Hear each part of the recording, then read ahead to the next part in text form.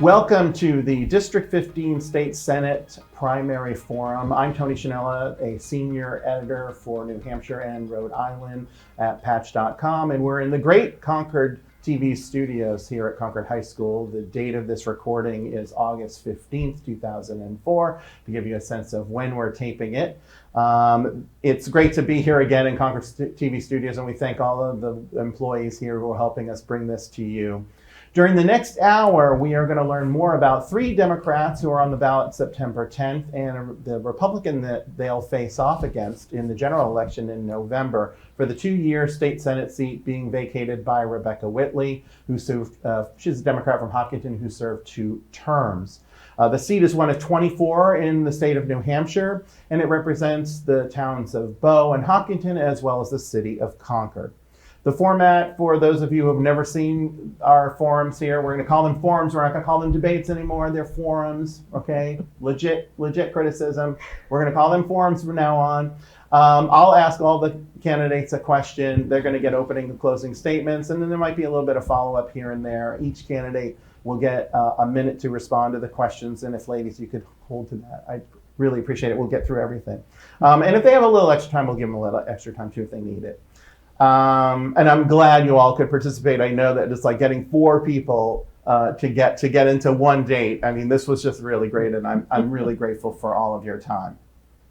So, okay, so I'm a guy, and there's 4 women in the room, and whenever there's a guy and a gal who are debating or involved in the forum, I always go to the man and say, ladies first, okay? Well, now we're gonna have ladies first, but they're all ladies first. So, let's start with the letter A. Okay, that'll make it easy. Angela, you have 2 minutes for your opening statement, please. Hi, I'm Angela Brennan, and I'm running to be your next state senator. I'm a current state rep serving Bow and Hopkinton, and I serve on House election law, where I'm defending democracy every day. I'm also the chair of the Town of Bow Select Board, so I'm bringing municipal experience as well as state experience. And I've been knocking doors all summer long, and I've been hearing from folks face to face who are saying they're ready for fresh faces, fresh voices, fresh perspectives to take us into the future.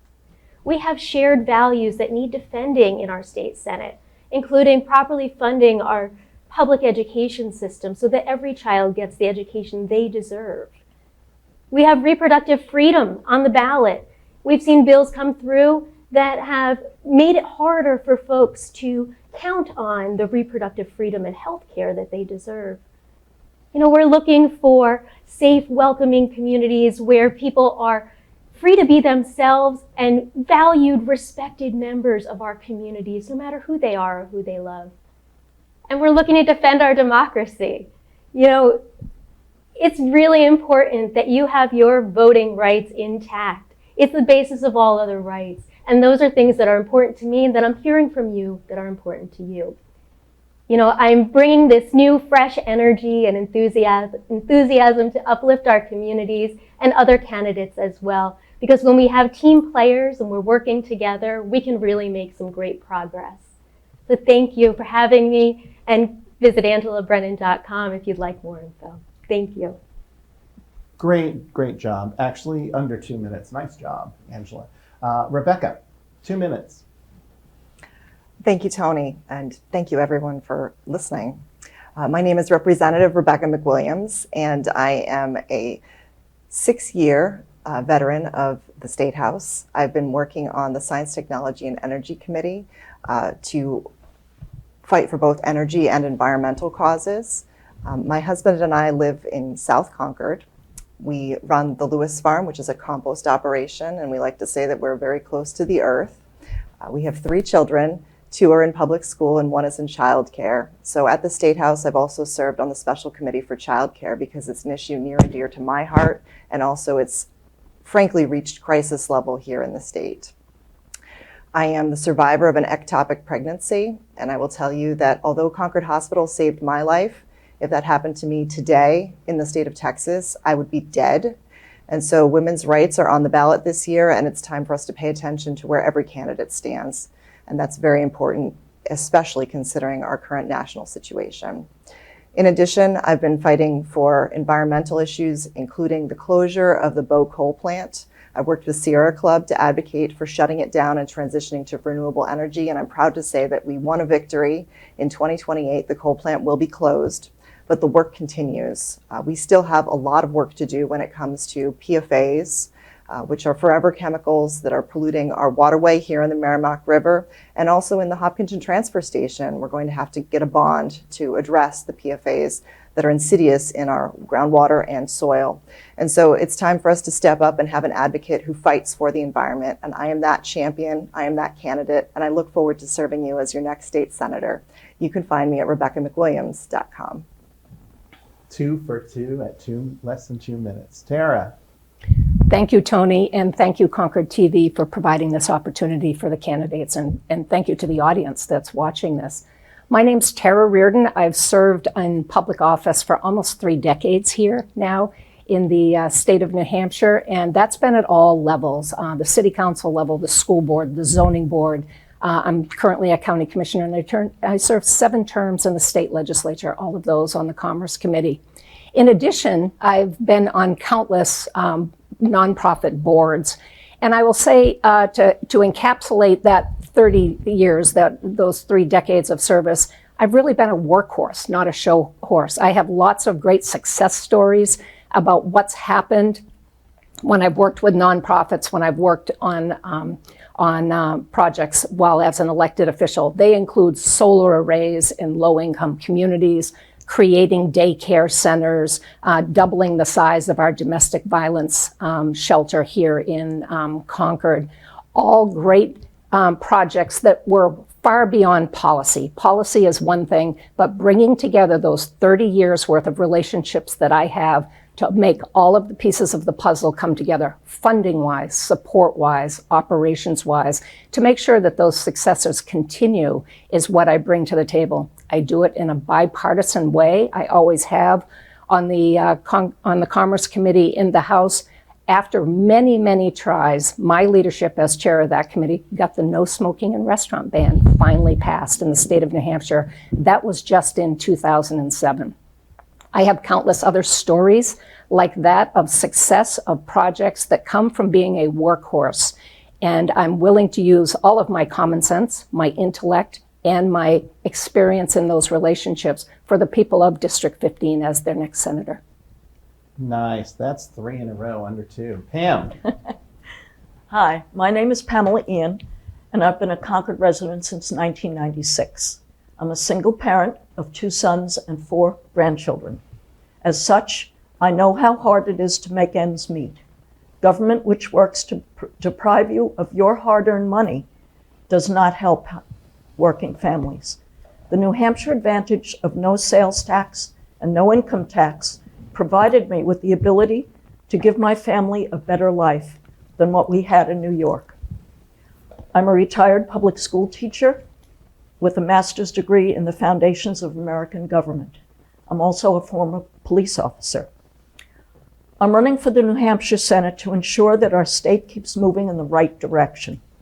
My legislative priorities will empower individuals, not big government. I plan to hold both the state and federal governments to their constitutional authority.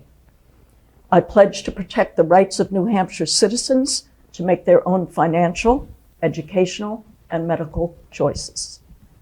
And I pledge to control government spending to promote economic growth by lowering taxes and fees and eliminating burdensome regulations. There are those in the State House who wish to burden taxpayers with higher taxes and more government programs, to strip citizens of their right to bear arms, to hinder job creation by adding more government regulations and costs to businesses and employers, and to restrict parents from having control of their money to make the best educational choices for their children. If elected, I will fight against these things and will work to ensure that the New Hampshire advantage is preserved. Thank you. Excellent. 4 for 4. Thank you very much. So we're going to do a couple of a few quick and easy questions. Tara, this question is for you. We'll go through this way. Same question for everybody. So like summer seemed to end really soon, The primary election is quickly upon us, and you all have made time to do this event, and again, really grateful. During the past few sessions, there have been a number of bills suggesting that the primary needs to be pushed back to an earlier date. Some have even said that the September primary, which is almost in the middle of the month, it's technically in the third of the month, but sometimes it can be weird, like September 14th, I think one year was, or 13th, which is almost the middle of the month, is the Incumbency Protection Act, right? And because it's all of a sudden it's 7 or 8 weeks to the general election, and people really haven't had time, maybe, in generalizing and vetting the candidates. So should the primary be set back to an earlier sign-up dates and then an earlier, say in June or some other date, in order to allow the Republican, Democrat, and Independent candidates to campaign over the entire summer? Or do you have any other idea on what should be done with the primary date, Tara? I will say that having a primary date in June would have an impact on the end of the legislative session. And the legislative session, particularly in May and June, are committees of conferences in a budget year. It is the final changes to the trailer bill, the budget sometimes. And that would, I think, really impact the work that the current legislators are doing and probably give an advantage to those that aren't currently serving in the legislature. Maybe there's a happy median between September and June, but I think I would be hesitant to impact that really important work that happens. Committees of conference are where it all happens sometimes. Yeah. Rebecca. Thanks for the question. I am on record as voting on this issue, and I do believe that when we have a primary in September and then a general election in November, it's really difficult for candidates to recover financially when they have a primary, right? So we're looking at this race here. There are 3 Democrats, and then there'll be a pivot for a Democrat-Republican race in November. That is difficult on the financial end. It's really a short period of time to try to fundraise and fight a second battle after winning a first battle. So I am on record as voting yes. I think we should have our primary earlier. I do think it should be even earlier than June. To my colleague Tara Reardon's point, I think that we have concerns about what happens at the very end of the session. And so to peel it back even earlier, I would support a January, February, March, looking really strong at that. And there are other states who do that and do that well. Because then you know who's in and you have the time to recover and figure out how your race will go in both the primary and the general. So thank you for the question. Great. Angela. So this is an issue that I worked closely on this past term on election law, and I am against a June primary. I believe that folks don't want year-long campaigns. So not only do you have the legislative issues that come up with running a campaign during those hard spring months where you're trying to get legislation passed, but you have signs going out all year long. You have the cost, extended time period of campaigning costs more money. So, I think we need to be focused on what we do well, which is democracy. We know what we're doing here in New Hampshire, and the September date has worked for us. I'm open to considering other options should that come down the line, but June has been the one that is problematic. Excellent. Thank you for the question and answer. Pam. I also agree that June would probably be problematic. However, I do believe that maybe July or August would be better. I do feel that it has to be moved back. Excellent. Thank you. Currently, state senators are required to live in the district for at least 7 years and must be 30 years old. Should the candidate's age be lowered to allow more young people to participate? That's the first question. And second, is living somewhere for 7 years necessary to be a state senator, Rebecca? Sure. The first question regarding age. I do think that 30 years is sort of a time-honored tradition in terms of where we want our candidates to be. And I think that it's fair to expect someone to gain some life experience before they run for Senate, because it is a rather demanding job. So we're looking for someone who has some lived experience and can bring that to the job. I don't think it needs to be dropped, but I do think that there are opportunities for someone who's close to 30 to serve in other capacities and line it up to run for Senate at the age of 30. In terms of living in the district for 7 years, I think that's also time honored, and that's part of building your base and getting to know your constituents. I think it's healthy and good to have someone with roots in their community before they run. So I support both. Great. Angela. I think we need more young people in office, and whatever we can do to encourage young people to get more involved. I agree with Rebecca that there are many ways that people can get involved to serve at the municipal level, which is incredible work. And it's serving the everyday, affecting the everyday lives of our communities, which helps us gain that experience necessary for seeking higher office. As far as, adjusting the age, sure, we could lower it, but I do agree having life experience is important. And, I think that living in the district for 7 years is that's a fair amount of time to get to know your community and know who you're serving, because it's about serving the people. Pam. I agree with what's been said so far. I wouldn't lower the age. I do feel that life experience is very important. It's ironic about the 7 years, because while I've lived in Concord since '96, and I have campaigned in Hopkinton when I ran for state rep, I've never had contact with Bo. And so that's a new community for me right now. So it's one that, it's good that I've been here for 7 years, but people in Bo probably don't know me yet, so they'll have to get to know me. Thank you. Tara. Thank you, Tony. As to lowering the age, I think New Hampshire has plenty of opportunities for legislative experience. A 400-person legislature is a great place to start. And all of the terms that I served, there were UNH students and Franklin Pierce Law students that were my colleagues when I was in the House. Sometimes I sat next to a college student for a term. So I think that, and the fact that the city of Concord has 60 committees that you could serve on to start learning not only issues, but the process and the path to getting things done and starting to build relationships. So I'm just fine with 30. And I agree with the knowing your district. New Hampshire really is a unique place. And to know your district, know your constituents, know your local boards, I think is critically important to legislative service. Excellent, thank you.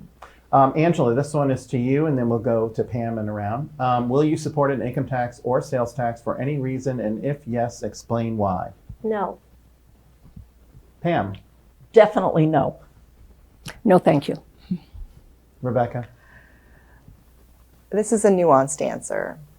At this time, I'm supporting middle-class families, and I'm not looking to push any regressive taxes on any of our middle-class constituents.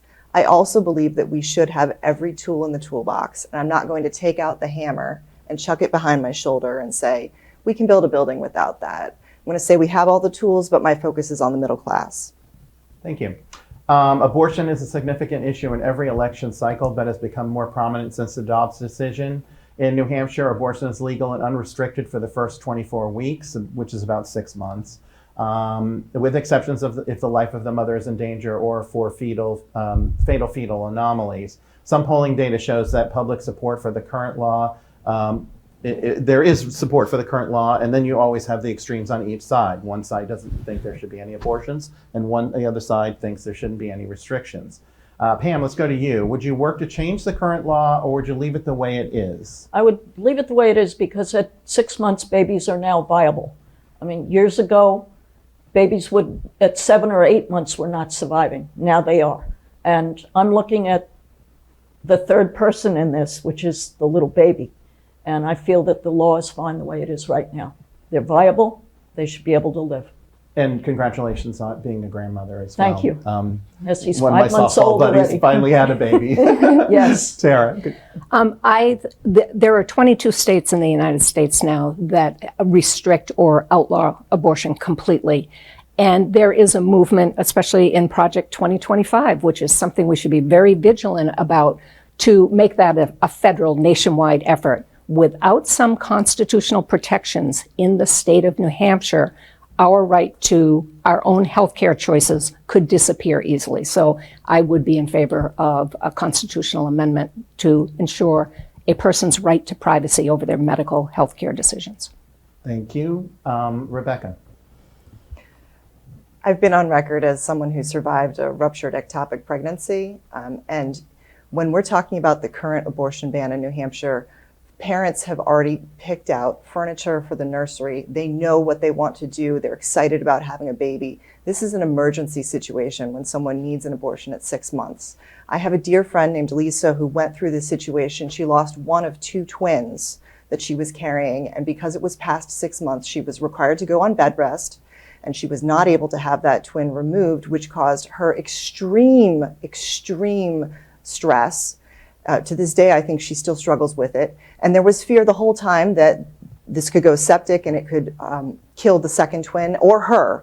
And so causing that kind of damage to a woman's psyche and her body is not something that New Hampshire should be doing. We are the exact opposite. We should live free or die, which means everyone, man, woman, everyone has a choice to decide whether or not they can make medical decisions on their own and with their doctor. We don't need anyone in our doctor's offices with us, and that is on behalf of anyone who can get pregnant in New Hampshire. Thank you. Angela. The government has no role in deciding if, when, how to start or grow your family, period. And the government is not welcome in our exam rooms. These are personal, private decisions for patients and providers. That's it. You know, there's no room for politicians to be involved. And what we've seen is, you know, anything that happens later in a pregnancy is a tragedy. These are tragedies. And I think that punishing doctors for delivering the health care that a patient needs when they need it is a step way too far. So I think we need to make sure that folks know that they will be safe here in New Hampshire no matter what their medical needs are. We are the only state in New England without proactive protections on reproductive freedom and reproductive rights. We need to change that. Thank you. Tara, New Hampshire has decriminalized small amounts of marijuana, but competing opinions in the House, Senate, and the corner office have not been able to have a meeting of the minds on legalization. New Hampshire is surrounded by legal weed and all of our other states, but those were approved by voter initiatives. They weren't done by the legislature.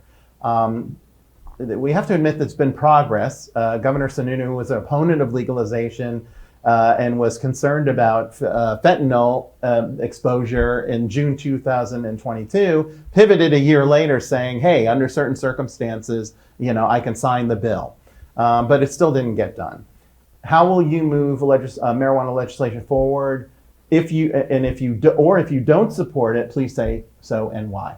I do support the legalization of marijuana, and I think it is a shame that we're the donut hole in the middle of the other New England states, where we're really just giving away tax revenue to other states. It's not that people are not acquiring and using marijuana. It is that they're going someplace else to buy it and paying another state tax for that. It is true that Governor Sununu came around and decided to that he was fine with it, and then turned around and put a roadblock in with the method of retail distribution, which is really a shame. I don't think I would favor the liquor stores being the conduit for it. I think it needs to be the free market. The free market can decide how many outlets we have and where those outlets are. And I would be in favor of that approach to the legalization. And Lord knows we need the revenue here in the state of New Hampshire. Though, so you would support a model similar to Massachusetts liquor, where the liquor is taxed, but it's in a store that's a private store. Absolutely. Okay, gotcha. Taxation, but left to the free market, not Yep. not government run. Got it. Exactly. Thank you. Rebecca. This is a really personal question for me. My husband has chronic pain and is a cannabis card holder, and so my family is very sensitive to the cost of cannabis in New Hampshire. Right now we have quite a few restrictions that make it more expensive than our surrounding states to buy here. And frankly, I don't think there are any good reasons for us to be set up that way. And I do think that recreational makes sense considering all the states around us are doing it, and we're losing that valuable tax revenue that we could be putting towards public education. It's going to other states. So yes, I'm on the record again as voting pro-cannabis legalization and taxation. I think it's really important to have a discussion about who are we benefiting when we do this? Because you should know that the state of New Hampshire is greater than 50% small business owned and run by Granite Staters. We are entrepreneurs. And so I want to be very clear that I don't support this large commercial model, bringing in folks with a large business and giving them incentives to take over the market. I want this to be nuanced, small, and work for the average Granite Stater to be able to run their own business and grow their own cannabis. So that's my focus, and that's what I will be advocating for at the State House as your next senator. Excellent. Thank you, Angela. Granite State dollars belong in the Granite State. We are sending our dollars to neighboring states who are living freer than New Hampshire. We need to be legalizing marijuana, regulating it appropriately, taxing it, bringing that revenue, and keeping Granite State dollars in the Granite State. Thank you. Pam? I'm in favor of legalization. As we've learned from Prohibition years ago with alcohol, it does not work. I am against taxation. I am against the government running it. I think it should be free market. And if we do put a tax on it, then that's like that's instituting a type of sales tax. So I would be against that. So I think it's better that that the free market take over and we have a choice where we want to buy. I mean, I think Vermont has a 20% tax on cannabis, which I think is outrageous.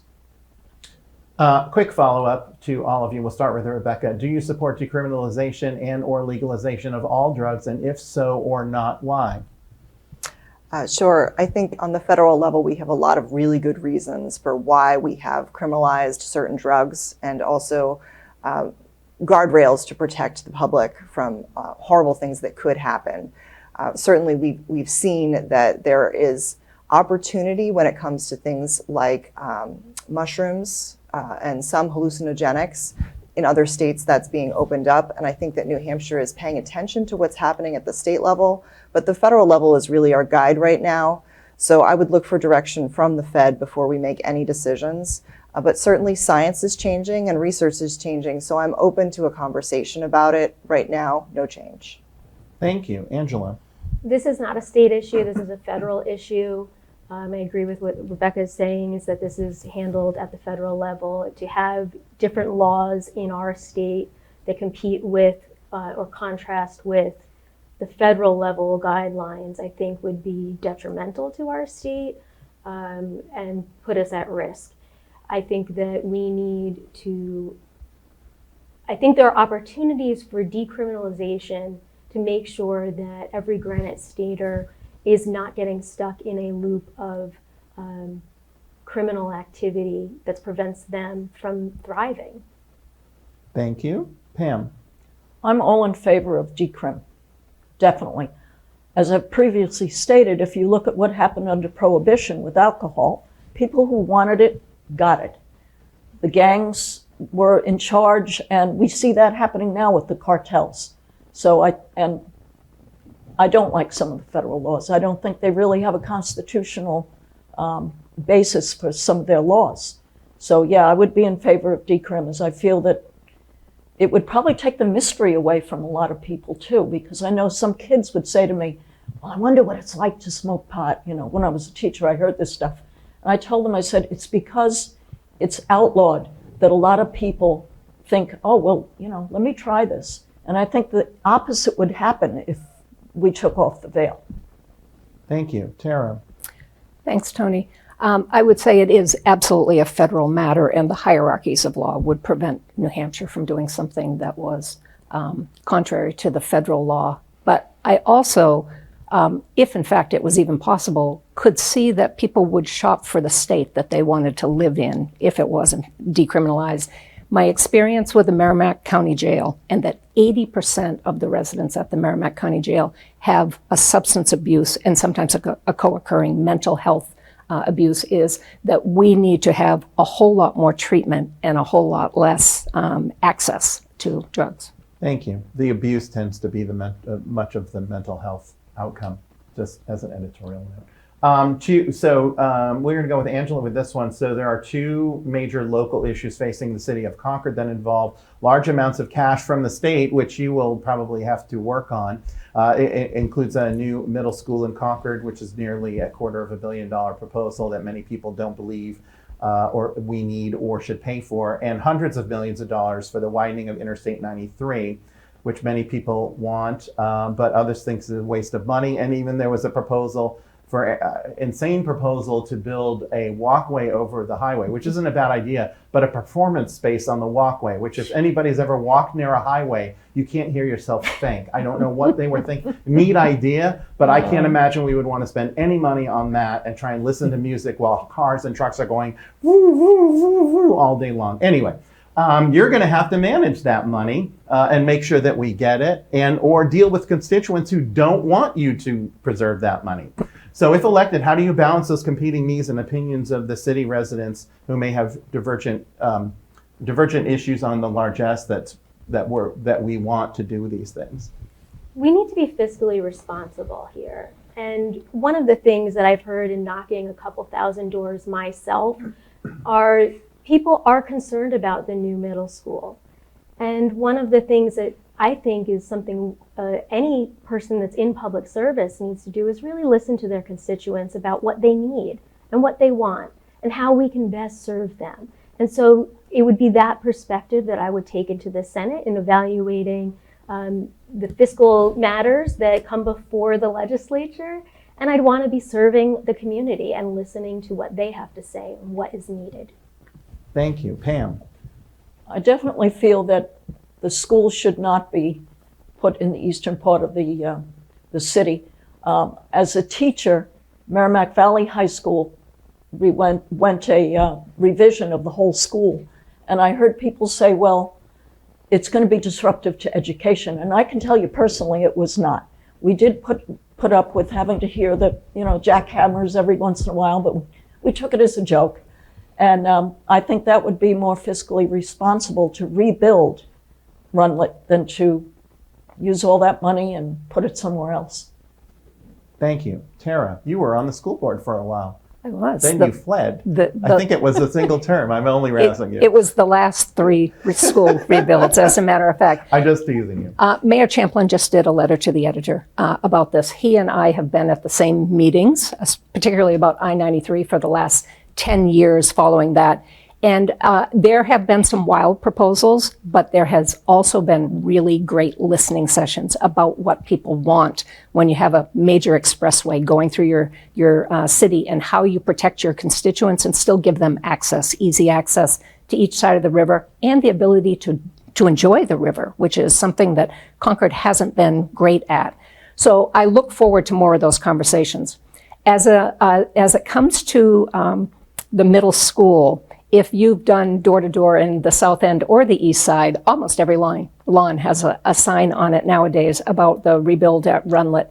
And I will say that Concord's Main Street was also opposed by millions of people, it felt like. But there were 60 public hearings before the Main Street design was final. 60 public hearings give people a chance to vent, to listen to each other, to learn more about what the situation is.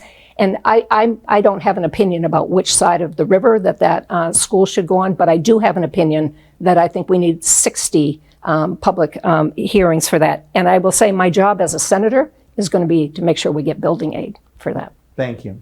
Rebecca? So I think I've heard some really great discussion and some repeats of the same thing, so I'm going to try to speak a little separately. I am an architect. I have worked on construction of new schools in a past life, working in a different state. And I'm very sensitive to the requirements of both program and needs for a new school, as well as the existing conditions, understanding the contamination and concerns about the existing building. And so I want to say that this is about listening, and this is also about the constituents. Our voters in Concord need to speak out and vote and be very clear about where they stand, because this is a municipal issue, and the next municipal election will really influence where and what we do with the rebuild and where it happens. So I do think that we need more hearings, we need more discussion, but also this is about showing up and voting about where the right location is. In terms of the 93 expansion, I've served on the Concord Transportation Policy Advisory Committee, and we've also looked at both the 89 junction, Bow Concord, as well as 93 expansion. And there's some real safety issues there. We do need to address what's going on. We do have some recurring accidents because of sightlines and engineering needs. So knowing that there will be state funding coming to address these concerns, this is the time for Concord to be creative and come up with ways to expand our riverfront, make it welcoming, make it a public area that we can really enjoy, and make it part of our downtown. So I'm excited because this is a double dip. Another crucial issue facing everyone is, and affecting the future of our state, is housing. While many people are focused on affordability, it's actually a multi-tier problem. Not that we're worried about what rich people have to deal with, but there aren't any homes for rich people either, right? But most of this is due to production, lack of construction workers in our state, even though we're working on all kinds of levels for with CRTC and other programs. Ability to obtain permits, the cost of septic tanks and wells, and water and sewer lines, which are running about $2.7 million a mile to install. Which keeps all the apartments from being built in wooded areas where people might like a tall apartment building but surrounded by woods, which you can't do. You have all been nibbling at this. You worked on this in the House when you were there as well. It seems like there's a lot of tinkering, and I want to know specifically beyond just town you will change your zoning or $100 million that doesn't even tap into the water sewer bill for any project anywhere. Towns like Amherst that have no water and sewer at all. What can be done to fix this problem if you're elected, Pam? Okay, this is a hard one for me because someone who believes in property rights, if I own something, I should be able to do what I want with it. I find that saying the state is right or the city is right isn't correct because sometimes the city can be just as oppressive with their zoning laws as the state would be. I can give you an example of how I would like my property to be. I would like to be able to buy like 3 acres and put some houses on it for my family, kind of like a little compound. And I would not want anyone telling me that I couldn't do this. As long as I'm not disrupting my neighbors, I'm not doing something like pouring sewage somewhere where it shouldn't be, putting old cars all over the property to make everyone's value go down. I don't feel that anyone has the right to tell a property owner what they can do with their property. And I think this would help. Excellent. Tara? I have about 30 years of housing experience as a practicing attorney in all of my elected positions, and certainly, rebuilding the crisis center here.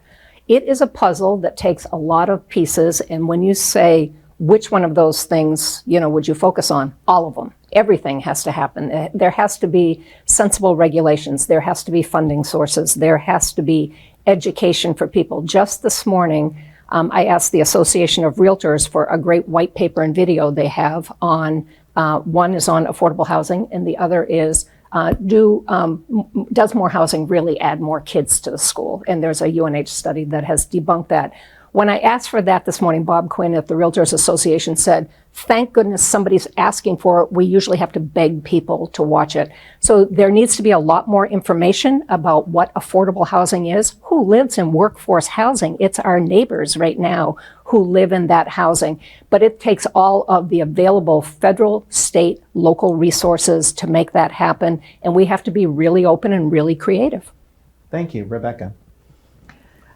For the last 6 years in the State House, I have continued to bring forth legislation as an architect and an attorney to focus on opening up our barriers to housing in New Hampshire, and we have quite a few. So I don't have a silver bullet, and what I do have is some silver buckshot. There are several different areas that we can focus on. The first is state-level zoning reform.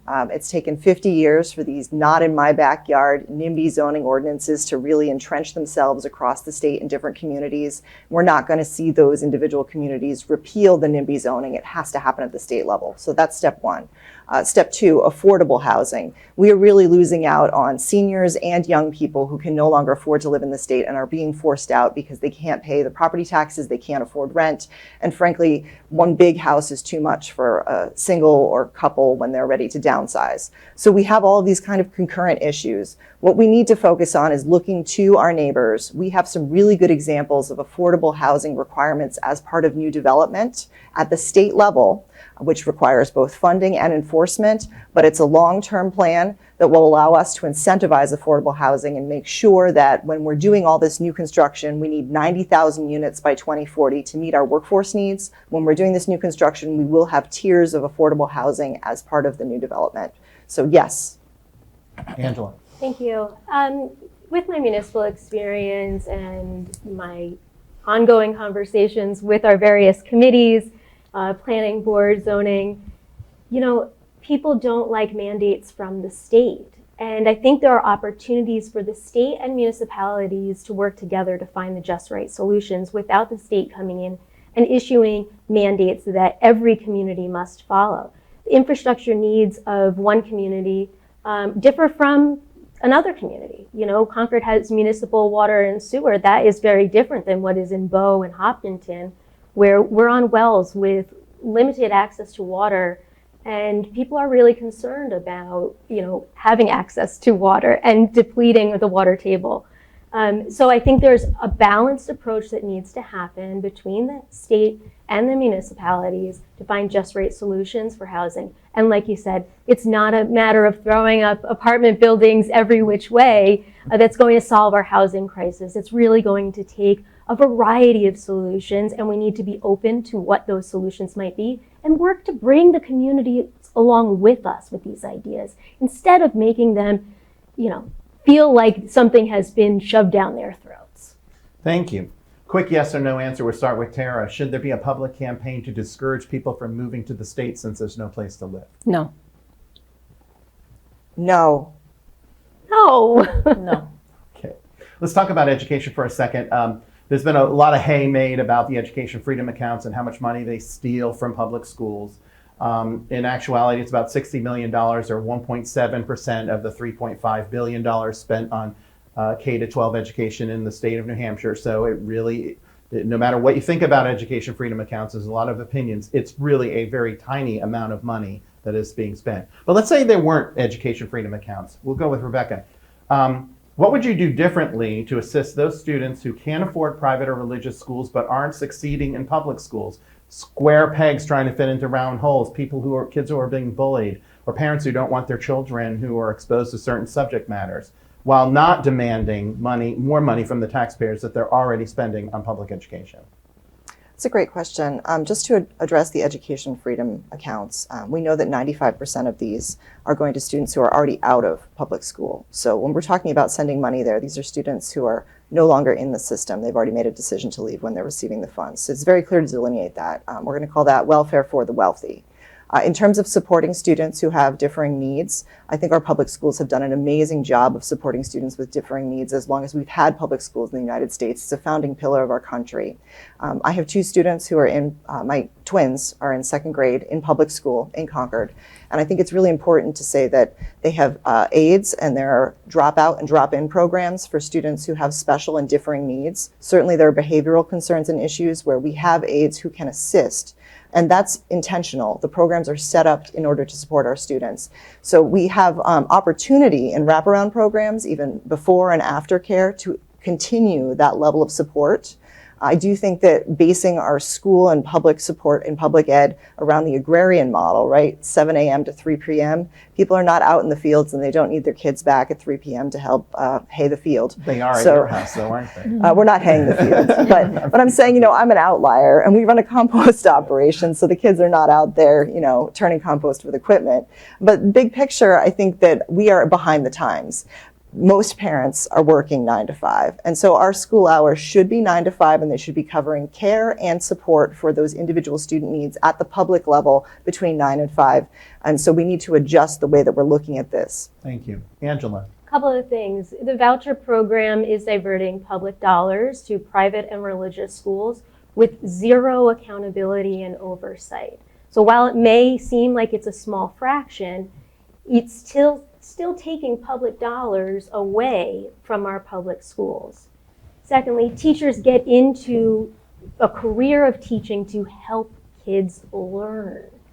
And no matter what child comes before them in public schools, which public schools are required to serve all students, no matter their needs, a teacher is going to work to reach that student and provide them with the opportunity to learn the way that works for them. And so we've experienced this villainizing of teachers that's completely unjust. And we need to remember that our public schools serve all students no matter their needs, and we need to be supporting our entire school community to make sure that children have the opportunity to really achieve their best. Thank you. Pam, Okay. you have a minute. Okay. Hope. Ish. Okay. First of all, I am against property taxes for people whose children do not use the public schools, having to pay them. The money that a person owns is theirs. It does not belong to the government. So if somebody is sending their child to parochial schools, private schools, or like my little grandson is going to be homeschooled, my son should not have to pay property taxes to a public school. He's not using them, so he should not have to pay for that. And that's my opinion. I even think the educational accounts, they're not for the rich right now. But I would go a step further, as I said, and say that people should not have to pay property taxes if they are not using the public school. And that includes the elderly, childless couples, singles, and people who are sending their children to other schools. Tara. Thank you. I will say that it's a red flag that the voucher program refuses to be audited, and that at any level of government, for any use of any funds, should be a cue that something's going on there that needs to be looked at. Secondly, I am a product of public schools, as are my children. My grandson is autistic and is in the Concord Public Schools right now and gets an incredible education. And I know from my time on the school board that there were other children that had particular needs that also got incredible educational opportunities that were suited to their needs. And that's what our public schools are there for and meant to be doing, educating everybody. There's always going to be homeschooled kids, and if that needs some kind of supplement, including partnering with the school, then that's great. But the lack of respect for teachers nowadays and the capability of teachers, I think, is another issue that we need to address in the schools, the morals of the school.